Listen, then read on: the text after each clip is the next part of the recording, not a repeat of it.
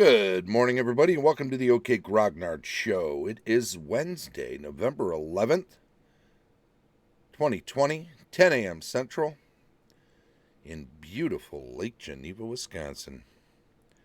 Well, it's Wednesday. That means we're looking at campaign discussion. And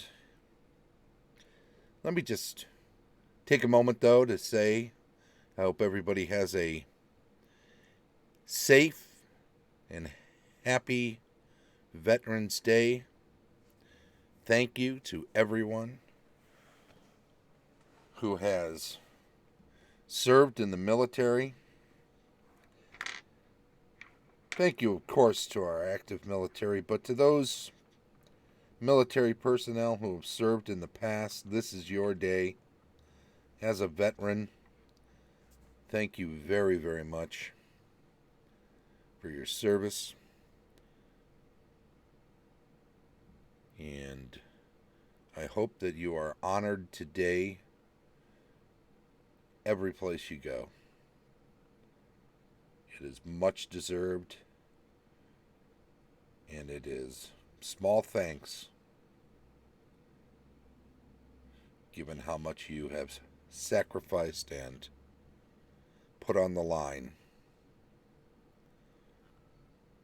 You're just wonderful.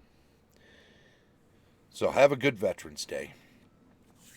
What we're going to talk about today in campaign discussion is going to be institutional memory. And I'll tell you what, this is kind of a good subject. I didn't really plan it this way. I just wanted to fit this in at some point into a discussion, into a show, institutional memory, because I recently was talking to somebody else about what do you do? What do you do when you lose players? What do you lose when you lose a player? And there's any number of ways this can happen, right? What do you do if you lose a player who had been a major part of a campaign you were running? And I'm not saying some people run story games and they make someone a major part. Sometimes you're running a sandbox game and somebody is just a dynamic person in general, in and out of the game, and they tend to come to the fore during a game. And because they're so proactive and because others enjoy following them and having their characters follow their character, quite often their agenda becomes the main agenda of the group. And when that happens, that character becomes a main part of the story that winds up getting told. As you know, I've said it before, I run sandbox games. Story happens retroactively. Story is what comes from gameplay in my games. Now, because of this, what we've seen with a player like this, who has been at the forefront of what's been going on and has been perhaps the main decision maker of the group, has steered the group where it was going, and the story that follows them is where he's a main character. They're all main characters to some degree, but certainly some are more main than others, if I can Animal Farm that phrase a little bit. And then he leaves. He moves away. He gets married. He has a baby. Gets a new job, his schedule's changed. Something takes him away from being able to play with the group. Whether you can change nights or you can't, and you can't accommodate him in some way to keep him in the group, you've lost this player. And I say he, but I'm just generically talking he, she. Doesn't matter. Whoever it is, they. So they've left the group.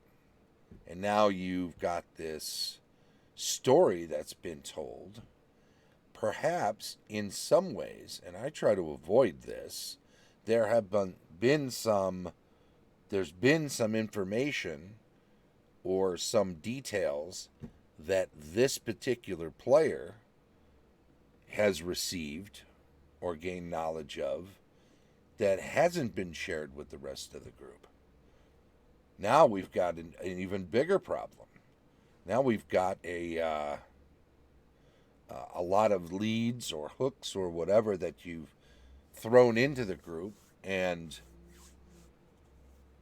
have entrusted to this one player character and this one player, and because that hasn't spread out informationally to the rest of the group, now they're foundering. Now they don't. They've had all these things they've been doing that potentially could have been building up to something bigger. Maybe they've laid the groundwork for following up on a larger mission by collecting some pieces or something, or getting information that led toward some huge adventure or mission. And now leadership has devolved into a handful of people that kind of know parts of the story. Maybe they all know different things. Maybe none of them know all of it, even collectively. And what do? How do you preserve the institutional memory of a group? And this is one example. There are other examples of how this can all go sideways, and you have to figure out a way to rectify it. For instance, TPKs. You get a total party kill. You're not looking to do it. You're not a killer DM. You're not known for wiping out whole groups. Just the dice and the numbers have gotten away. Now there'll be DMs, there'll be people that can say, usually players who will say, hey, you can retroactively change that. You can fudge the dice. You can do this. But you know what? After a while, when you do that, you kind of take a lot of the energy out of the game. So I don't recommend completely reversing a TPK. I don't recommend saying it was all a dream. I've said before that's a possibility. It's something you can do. I do want to clarify that I don't actually recommend it as a strategy for running a game, because a lot of what makes the game interesting and fun to many players is the risk reward, and without risk, the reward is just sour. So if the characters aren't putting their lives on the line, then whatever you get might as well just be handed to you. You know what? Do we really need to go on an adventure? We're gonna live. We're gonna solve all the puzzles and kill all the bad guys.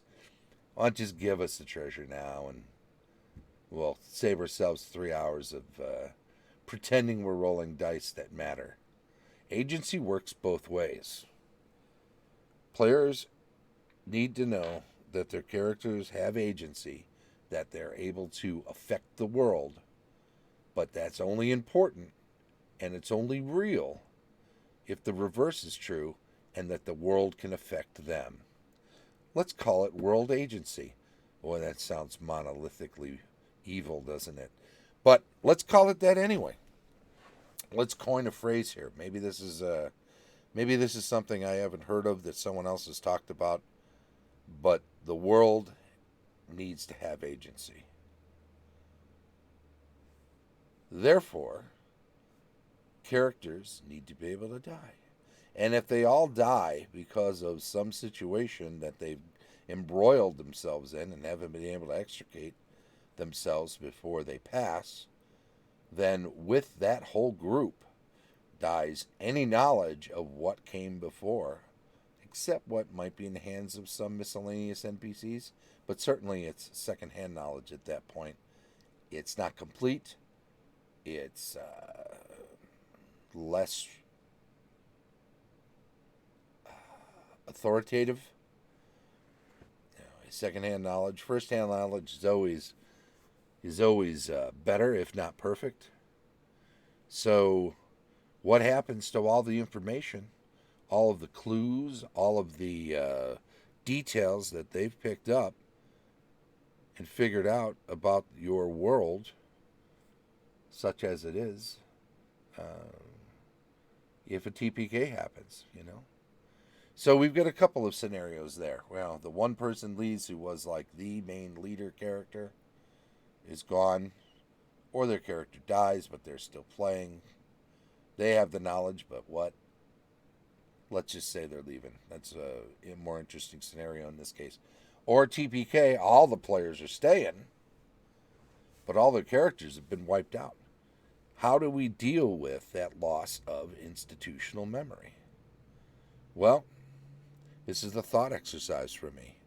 I have not come up with a conclusion that I would flat out advise. You know, as I said, player agency is only as strong, can only ever be as strong as the world agency. If there's no pushback, then the relative importance of the player character's decisions uh, can be negligible. So, how do we pass this along? Well, I guess we've got a number of options. We've got this guy here, the old codger. Should I touch fingers with him like a Italian master?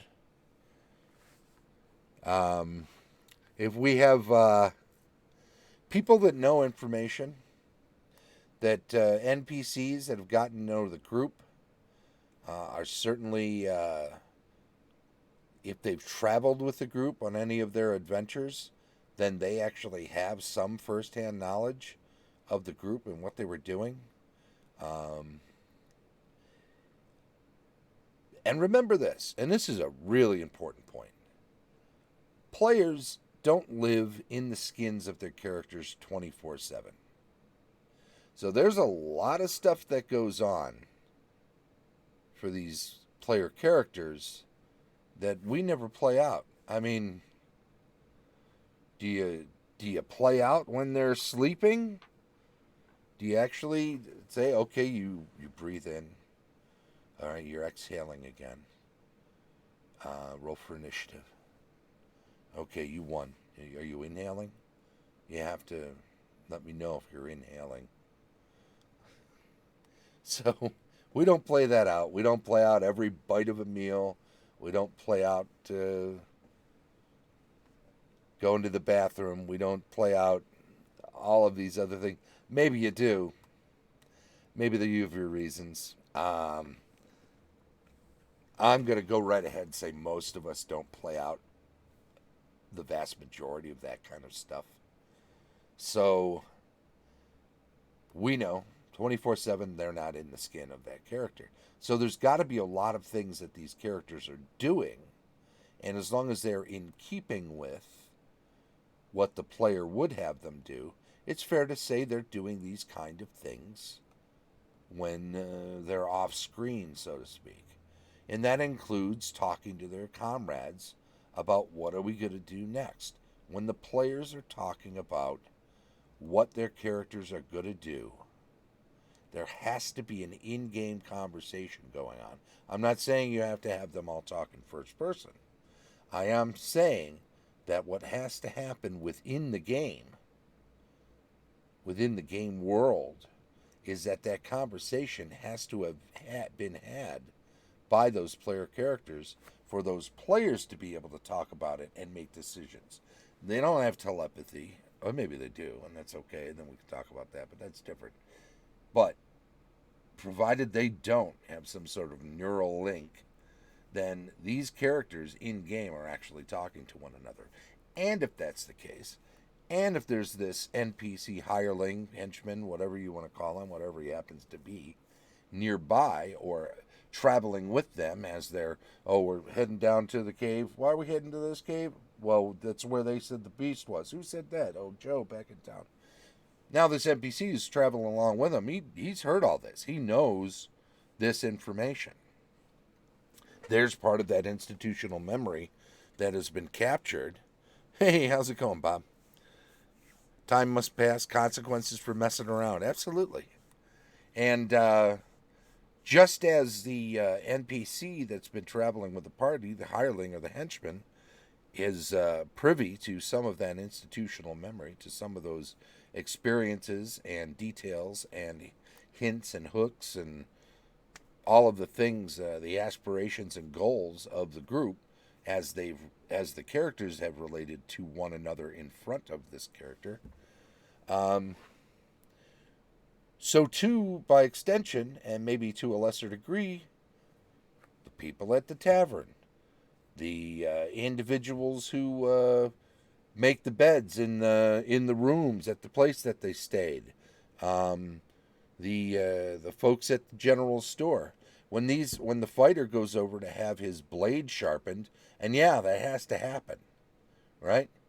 If he's in town, he's probably going to stop by the weaponsmith and have him run his sword across the wheel, across the grinder, or hit it with the whetstone for him while he's there. And while he's standing there having that done for a couple of coppers or whatever, and his wizard buddy standing next to him, they're not talking about the weather. They're not standing there saying it's going to rain. Maybe they are, but that's only a part of their conversation. A lot of their conversation is going to be about the things that they're still curious about, the things they haven't figured out, the things that put two and two together between, hey, we got this information from so and so. Do you think that leads to this other thing, that this cave thing that we heard about from what's his name? Because it sounds like they're talking sort of about the same thing, but he says there's a hidden entrance, and he says there's a monster in there, and now we know these two pieces of information. So when they're putting all these things together, they have to be doing it somewhere at some time inside the game world.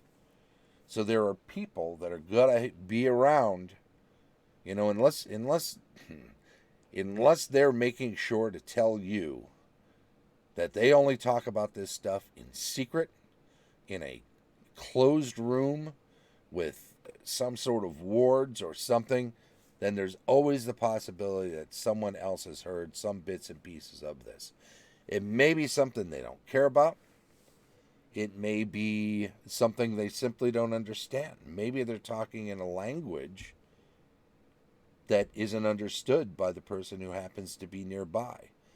Maybe, however, that person who happens to be nearby that still doesn't understand that language can pick up a few words and repeat them in this other language without knowing what they mean.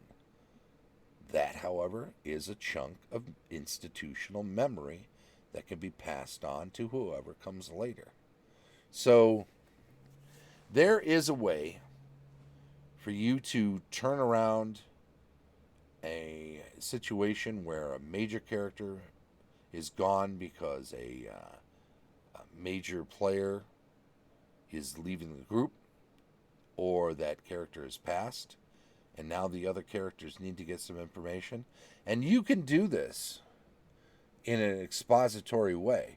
You do not have to do this and make them play out how they're digging up the information. You just have to ask them, is this information you're going to be looking for? Do you have to say where you're going to look for it? Maybe not. Maybe you don't want to make this a whole drawn out thing. You just want to make sure they have the information you know they're going to need to pick up where they left off, assuming they want to continue on the path they were on. Maybe they're going to say, nah, we're not going to keep following this up, and then you don't have to worry about it. Bob says, my players are real good about not acting on info their characters wouldn't have. Yeah, and that's important too. You want to make sure that they're not acting as if they know things they don't know. On the other hand, you want to give them opportunities because this is a meta situation you're dealing with a player leaving and suddenly that character that knew all that stuff is gone. So, it's no fault of the players. It's no fault of this. Didn't happen in World or a TPK. These are things you have to deal with, and you want to rectify them in the meta sense, but you want to act through in-game solutions to get to the solution in the meta sense. In other words, you want to fix the problem with a player whose schedule changed at work and now they can't play anymore, and now his character's gone, or maybe it died and so he's not going to be with the group anymore. So this is something you have to deal with on one level, but there got to be ways to deal with it in game without forcing all the players to struggle against something that they had nothing to do with. So once they've expressed an interest in continuing on that path that they were on, you have to find ways to fit the bits and pieces together.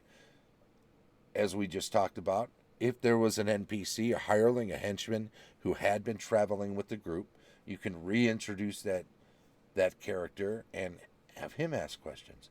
Hey, did you guys? Oh, so Henry passed away. Is that right? Oh, that's